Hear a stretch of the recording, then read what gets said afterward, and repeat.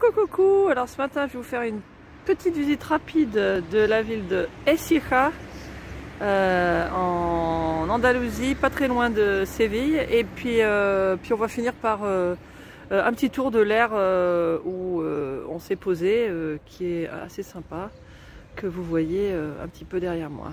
Voilà. Bonjour, c'est Florence.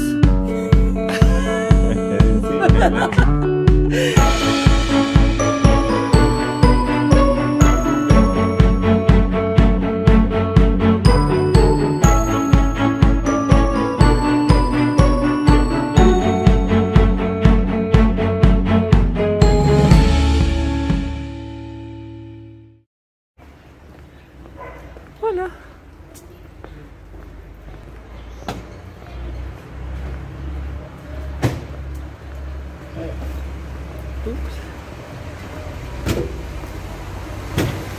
On se promène en restant à distance. Les cloches sonnent. Je sais pas si c'est le début ou la fin de la messe. Alors c'est une petite ville mignonne, c'est pas très grand. On en fait le tour, on a traversé l'autre jour en à peu près 20 minutes. Mais il y a vraiment tout ce qu'il faut. Et c'est pratique parce qu'il y a l'air à côté. Donc c'est une petite ville sympa qui mérite de s'arrêter, je pense. C'est très typique. Alors ça a l'air d'être une des rues principales. Puis il y a plein de petites rues comme ça, mignonnes. C'était une école. C'est un restaurant. Il y a une école. Ah oui, il y a un collegio religieux. Puis voilà, bon là, il y a l'église que je vous ai montrée tout à l'heure de loin.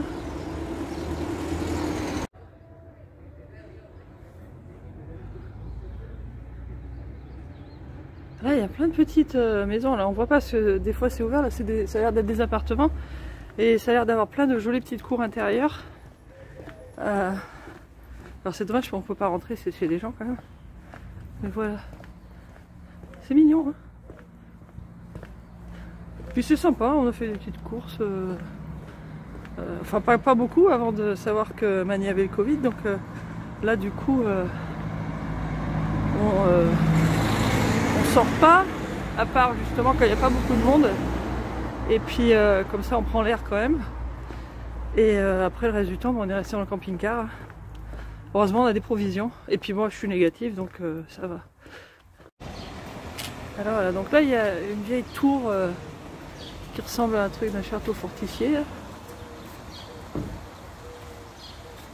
Il fait très beau là, on est début février. Il fait un peu frais la nuit comme d'habitude, mais bon la journée il fait super beau. Et l'autre jour on a eu un peu de pluie. Un des 4 jours de février où il va pleuvoir 3 gouttes.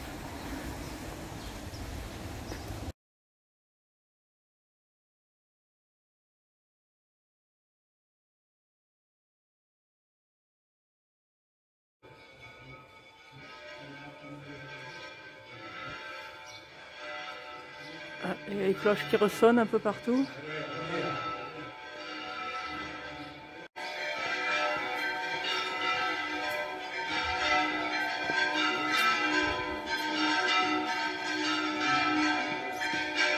Alors c'est cool, il y a plusieurs clochers et puis toutes les cloches se mettent à sonner ensemble.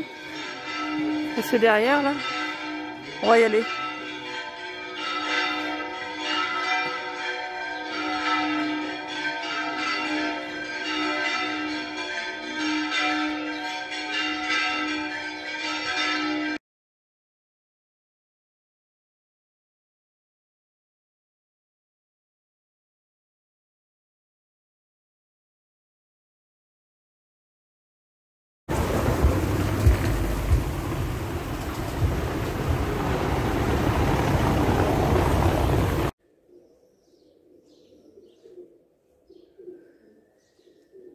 Super petite place.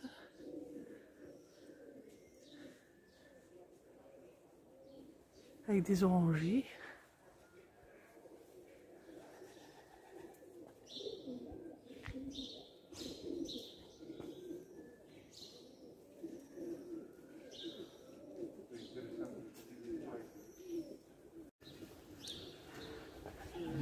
Alors ça, en fait, ils expliquent que c'est une très très vieille église qui date même d'avant l'invasion arabe. Et après, c'était devenu une mosque. Et après, ça a été, pendant la reconquête, quoi, c'était redevenu une église. Et puis, je sais pas qui a voulu finir de la construire, mais ça s'est en fait jamais terminé, quoi. D'où le fait que là, il manque les toits et tout. C'est pas que ça a été détruit, c'est qu'en fait, ça n'a pas été fini. Donc, voilà.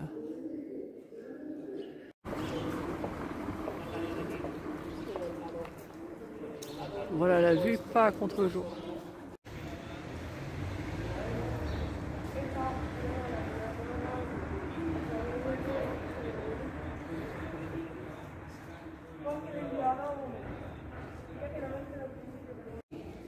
Alors j'ai lu un petit peu plus sur l'histoire et tout ça. Donc en fait c'est une ville qui existe pardon, depuis l'Antiquité ou avant. Et donc après il y a eu toute la conquête des Arabes, la reconquête, etc., etc. En fait donc la grosse tour qu'on a vue tout à l'heure, je sais pas si vous m'entendez parce que les cloches se sont bien, mais ça c'était une tour qui date du temps des califats arabes, quoi.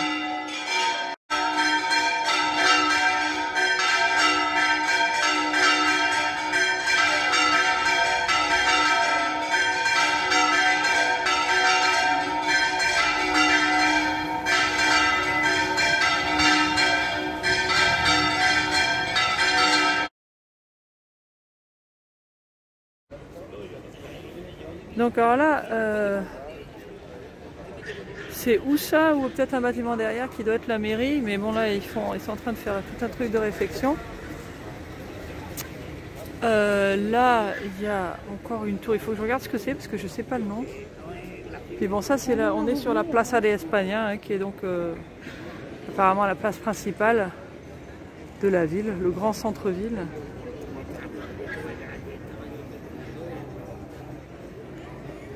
Et donc, et là, il y a encore une autre église ou quelque chose. Oui, il y a vraiment beaucoup de choses à voir ici.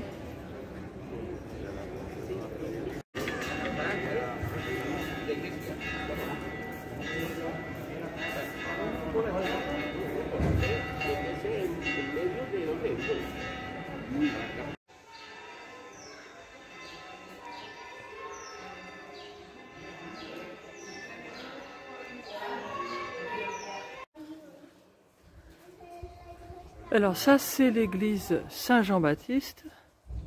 En fait on y est passé il y a 2 jours quand on est arrivé, et, mais c'était fermé. Et du coup là on peut voir à l'intérieur.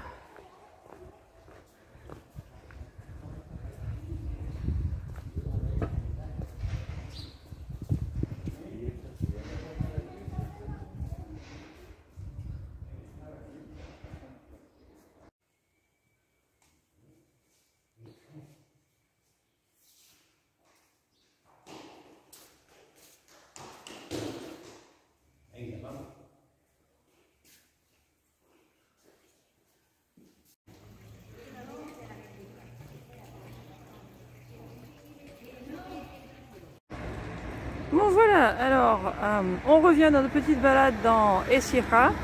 Donc c'est un petit bled très sympa à voir, hein. Historiquement c'est très intéressant et puis c'est pas très grand.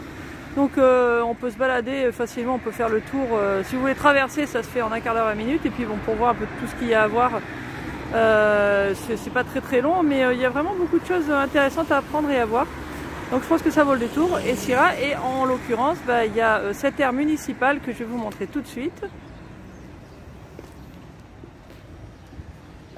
Voilà, donc en gros, voilà l'aire. Et il y a 15 places. Là-bas au fond, c'est la vidange, je vais vous montrer. Donc il y a des places des 2 côtés de la route. Là, tout le monde est garé plutôt de ce côté. C'est limité à 72 heures. Je vais vous montrer le panneau qu'il y a à l'entrée, hein. C'est assez similaire de l'aire de Valdepeñas, hein, c'est le même système. Donc il ne faut pas camper. Là où je sais pas ce que c'est, j'ai essayé de regarder, j'ai pas trouvé d'informations, c'est qu'il y a ces places là qui ont l'air d'être plutôt des places de voitures, et en face là-bas de l'autre côté, donc je vais zoomer dessus, Là, il y a aussi des places qui sont des places handicapées, mais ça va être des places de voitures. Alors, je ne sais pas s'il y a aussi des voitures qui peuvent se garer ici. Bien que ça dise que c'est bien vraiment spécifique pour les camping-cars et les fourgons. Donc, je ne sais pas trop. Mais bref, donc il y a les services à part l'électricité. Il y a aussi des poubelles juste à côté de ce côté de la route. Laissez-moi tourner là, à gauche, il y a des bacs poubelles. Pour tout mettre, ils disent bien de ne pas laisser les poubelles dans les petites poubelles qui sont à côté, là, qui sont plus comme un parc. Et alors justement, en parlant de parc, ce qu'on a trouvé assez intéressant dans cette aire, c'est que en fait... je vais vous montrer mon visage pour l'instant. En fait, oui, à partir d'une certaine heure de l'après-midi et puis le samedi aussi, ça devient un petit peu comme un parc pour des enfants. Il y a plein de gamins qui viennent jouer au foot ici.